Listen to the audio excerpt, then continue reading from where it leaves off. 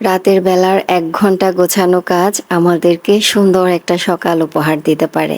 সেই সাথে ফুরফুরে মেজাজের সুন্দর একটা সকাল শুরু করতে চাইলে রাতের বেলায় কিছু কাজ গুছিয়ে রাখার কোনো বিকল্প নেই।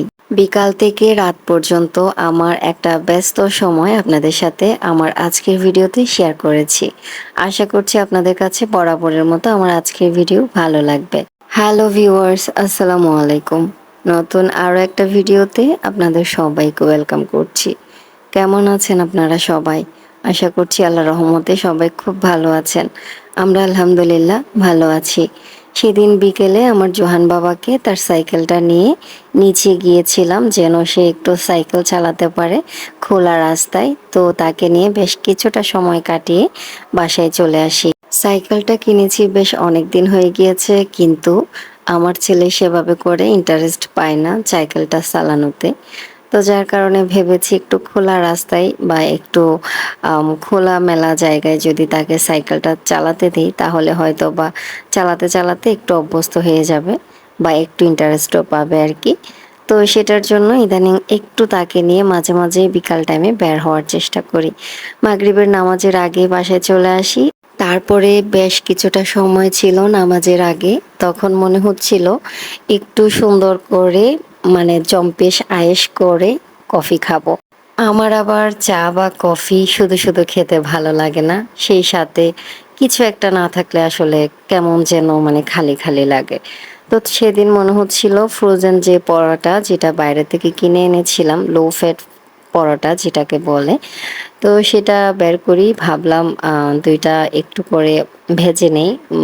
অল্প করে তেল দিয়ে তারপরে হচ্ছে আমি পরোটাটা ভেজে নিচ্ছিলাম। তো সাথে যেহেতু আমার জোহান বাবা আছে, যদিও সে পরোটা তেমন করে খায় না, নরম নরম লুচি বা রুটি হলে পছন্দ করে। তো তারপরেও আমি ২টা পরোটা ভেজে নিয়েছি সেদিন। আর কফিটা আমি বানাবো আমার জন্য। জোহান তেমন করে কফি খেতে চায় না।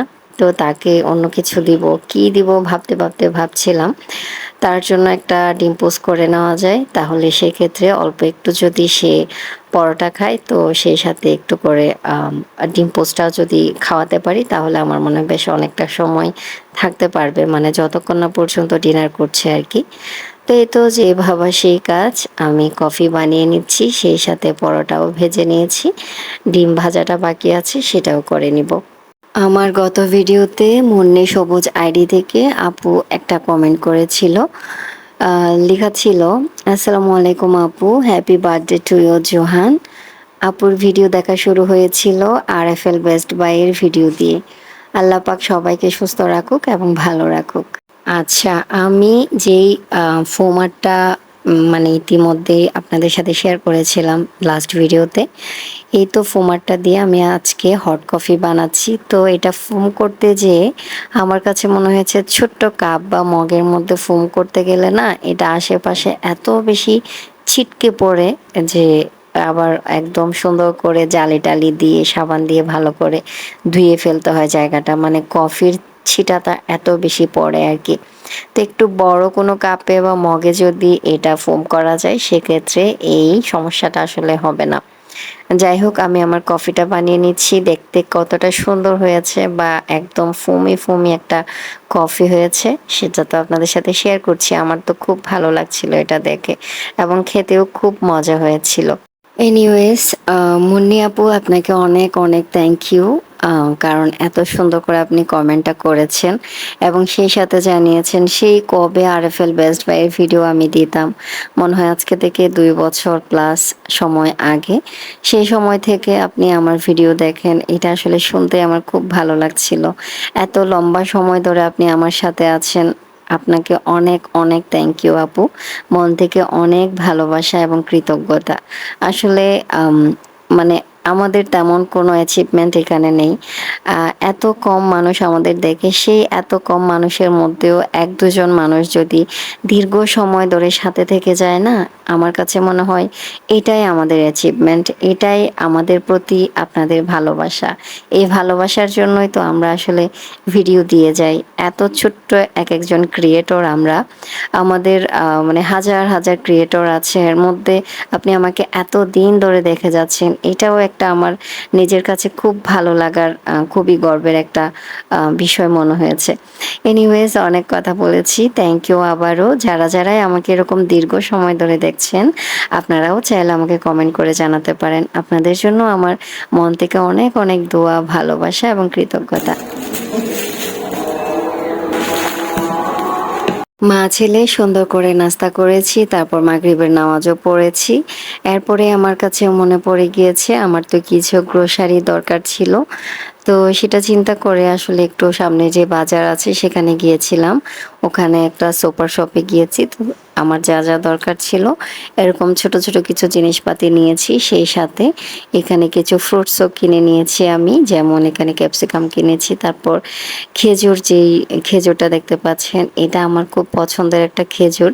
তো এটা আমি যতবার বাইরে যাই যদি চোখে পড়ে তখনই আসলে নিয়ে আসি। এটা জোহানের বাবা খুব কম আনে, কারণ সে যেই ফ্রুটসগুলা পছন্দ করে না, কেন জানি এগুলা সে রেগুলার আনে না। মানে হয়তোবা চোখে পড়লেও আমরা যে পছন্দ করি বা আমরা যে খাই সেটা হয়তোবা তার মনে থাকে না আরকি। তো সেটার জন্য সে খুবই কম আনে। যেমন ড্রাগন ফ্রুটস সেটাও সে আনে না, কারণ সে খুব কম পছন্দ করে। তো এই খেজুরটা আমার ভীষণ পছন্দের। তো এটা আমি নিয়ে এসেছি। আনার পরে ভাবলাম ভালো করে ধুয়ে তারপরে একটা বক্সে ভরে নরমাল ফ্রিজে রাখবো। আমি আসলে এটা ২ দিনেও রাখি না। মানে ০.৫ কেজি কিনে আনলে ২ দিনেই কেন জানি শেষ করে ফেলি। এত পছন্দ আমার। যাই হোক, কাঠবাদাম এবং কাজু বাদাম নিয়ে এসেছিলাম সুপার শপ থেকে। ছোট্ট ১০০ গ্রামের প্যাকেট। আর আমার যে ছোট যেই জারগুলা আছে, কাঁচের জার, ওখানে কিন্তু এই ১০০ গ্রামের প্যাকেটটা খুব সুন্দর করে এঁটে যায়। আমার কাছে এই ব্যাপারটা খুব ভালো লাগে। যাই হোক, তারপরে হচ্ছে প্রায় রাতের অনেকটা সময় হয়েছে, তখনও জোহানের বাবা আসেনি। এর মধ্যে আমি রান্নাবান্না শেষ করেছি। বেশি করে রান্না করে নিয়েছি। কারণ দুপুর টাইমে সবসময় রান্না করতে ইচ্ছে করে না গরমের মধ্যে। রাতে একটু গরম কম থাকে।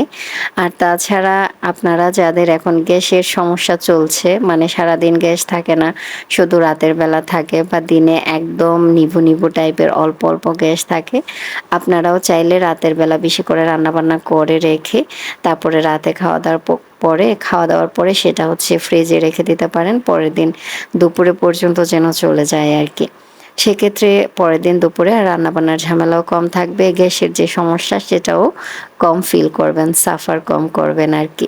আমি রান্নাবান্না করে নিয়েছি। রাতের বেলা জোহানকে খাইয়ে দিয়েছি। তারপরও জোহানের বাবা যখন আসছিল না, তখন ড্রয়িং রুমের যে সোফা বা আশেপাশে জোহানের যত খেলনা ছিল সবকিছু গুছিয়ে রেখেছি। তারপরে আমি ড্রয়িং রুমে যত ফার্নিচার আছে, যেমন আমার শু ক্যাবিনেট আছে, তারপর সোফা আছে, ডাইনিং টেবিল আছে, আর টিভি আছে, তারপর ওয়াল শোকেস আছে, সবকিছু আমি মোটামুটি ওই দিন রাতেই গুছিয়ে নিচ্ছিলাম। মানে পরিষ্কার করার যে ব্যাপারটা, একটু ব্রাশ করা, একটু ঝাড়ানো, এরকম কাজগুলা আরকি। আর যেখানটার জিনিস সেখানে রেখে দেওয়া। এই ধরনের কাজগুলা অনেক সময় দিনের বেলা করি, অনেক সময় রাতে যখন ফ্রি টাইম থাকে তখন করি।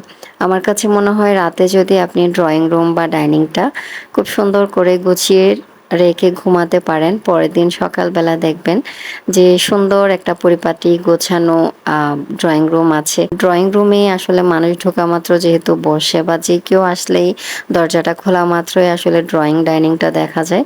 আমার কাছে মনে হয় ড্রয়িংটা সবসময় গোছানো রাখাটা অনেক বেশি জরুরি। সেক্ষেত্রে রাতের বেলা একটু গুছিয়ে রাখলে সকালবেলা কিন্তু তাড়াতাড়ি আর এলোমেলো হয় না। আর ছেলেটাও তো তাড়াতাড়ি সকালে ঘুম থেকে ওঠে না, ওর জন্য মানে সকালে গোছানো বা পরিপাটি এরকম বাসা দেখতে খুব ভালো লাগে। মন মেজাজ একদম ফুরফুরে লাগে। সেই সাথে রাতে রান্নাবান্না করার পরে যদি আপনি কিচেনটা একটু গুছিয়ে রাখেন, একটু ক্লিন করে তারপর ঘুমাতে যান, তাহলে দেখবেন সকালবেলা এসে নাস্তা বানাতে আর একদম বিরক্ত লাগছে না। কারণ ক্লিন পরিপাটি সুন্দর গোছানো রান্না করে কাজ করতে কার না ভালো লাগে, তাই না? তো আমি সেদিন হচ্ছে রান্নাবান্না করার পরে কিচেনটা সুন্দর করে গুছিয়ে নিয়েছিলাম। আর ড্রয়িং রুম রুমটা গোছানোর পরে আমার ছেলে একদম সেই গোছানো ড্রয়িং রুমে এসে বসে বসে আমার সাথে গল্প করছিল। আর রান্নাঘরটা গোছানোর পর আমি রান্নাঘরের যে ওয়ার্ম লাইটগুলো আছে সেগুলো জ্বালিয়ে দিয়েছিলাম। আর রুমেও ওয়ার্ম লাইটগুলো জ্বালিয়ে দিয়ে মেইন লাইটগুলো অফ করে দিয়েছিলাম। তো আমার কাছে দেখতে খুব শান্তি শান্তি লাগছিল। যাই হোক, রাতে জোহানের বাবা এসেছে, আমরা খাওয়া দাওয়া করেছি। তারপরে আমার পাশে একটা গরুর ফার্ম আছে, যেটাতে এরকম দুধ বিক্রি করে। তো আমি কখনো চিন্তা করি নাই ঢাকা শহরের থেকে আমি নিজের চোখের সামনে দুধ দোহন করে সেখান থেকে কিনে নিয়ে আসতে পারবো এবং এটা দেখতে পারবো যে আমি অথেন্টিক দুধ পাচ্ছি, সেটা আমি কখনো কল্পনা করি নাই। তো পাশে একটা ফার্ম থেকে আমি নিজে যেয়ে এই দুধটা কিনে নিয়ে আসি। দেখেন কত সুন্দর ঘিয়ের স্বর বসার মতো করে বসেছে, একদম অথেন্টিক একটা দুধ পায়। আমার কাছে এটা খুব ভালো লাগে। তো রাতে ঘুমানোর আগে জোহানের বাবা আর আমার জন্য 2 কাপ দুধ নিয়ে নিয়েছি। আজকে কিন্তু আপনাদের কাছে লাইক চাইতে ভুলে গিয়েছি, ভিডিওর একদম শেষ পর্যায়ে চলে এসেছি। ভিডিও যদি ভালো লেগে যায় প্লিজ একটা লাইক দিয়ে দিবেন, নতুন হলে আমার চ্যানেলটা সাবস্ক্রাইব করে রাখতে পারেন, সেই সাথে আমাকে কমেন্ট করে জানাতে পারেন যদি কিছু জানার থাকে। নেক্সট ভিডিওতে আবারও দেখা হবে, আবারও কথা হবে। Till then take care and thanks for watching this video. আল্লাহ হাফেজ।